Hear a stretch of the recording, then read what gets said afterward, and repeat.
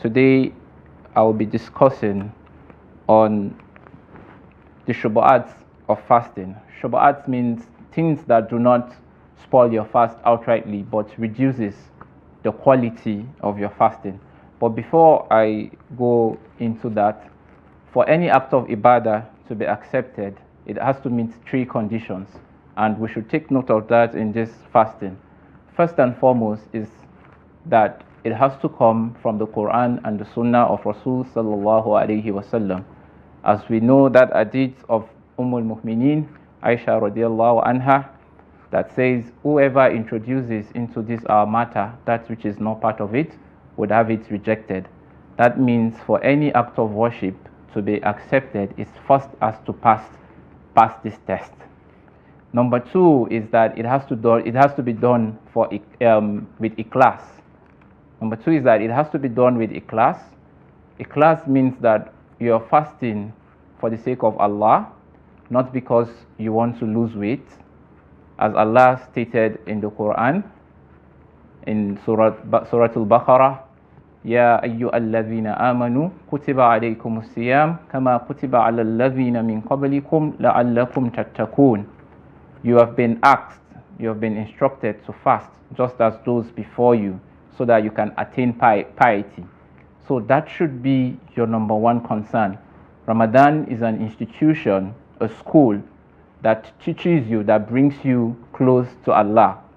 So that should be your number one priority. That should be your goal for the end of Ramadan.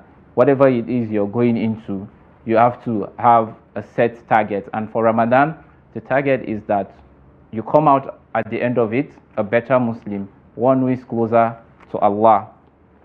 And number three is that you should know, number three criteria for any act of ibadah to be acceptable is that it has to be, you have to know, you have to be knowledgeable about it. You have to know the do's and don'ts. You have to know the rules and regulation guiding this particular act of ibadah.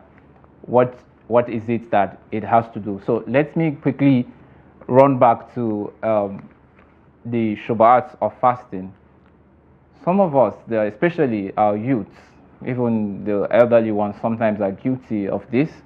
We get carried away in working in our various offices. We leave prayers. We do not go and pray on time. Praying on time in Ramadan is especially important. And if you're not even going to pray at all, then it's better you don't. Fasting is not even for you, because it's just going to be like you're going on hunger strike. And let's not be amongst those people that Nabi sallallahu alaihi wasallam has said that all they are going to get from their fasting is hunger. Number two is that for our youth, don't spend the whole day, the whole time playing games or watching movies. Some of these movies have contain strong languages and nudity. And remember, there's that hadith that said that Allah is not in need of the fasting of he who has not let go, who has not forsaken ill speech and foul sin. So do not say evil, do not hear evil, do not see evil, do not hear evil, do not say evil.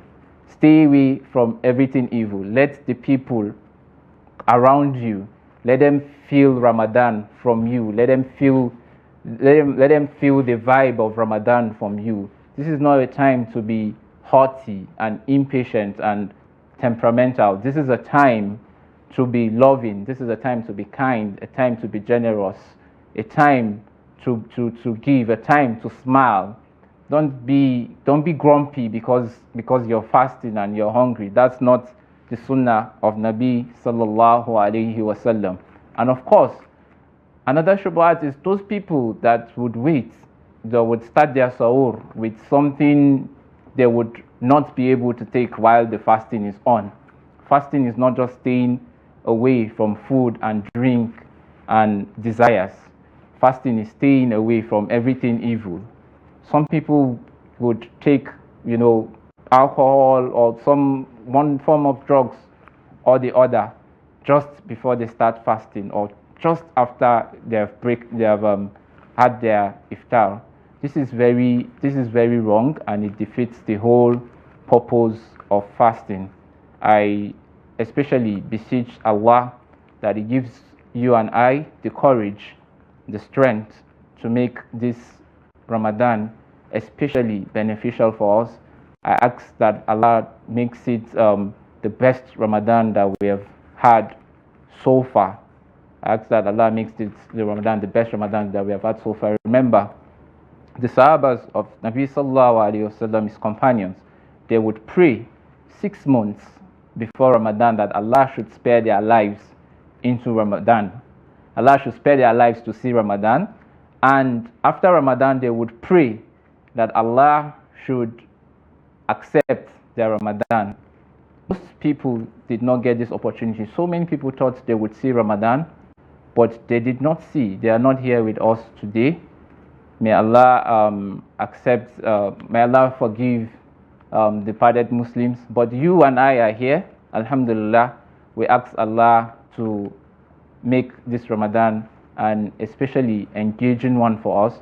We ask that we are able to utilize our time as we ought to. سبحانك اللهم وبحمدك نشهد أن لا إله إلا أنت نستغفرك ونتوب إليك.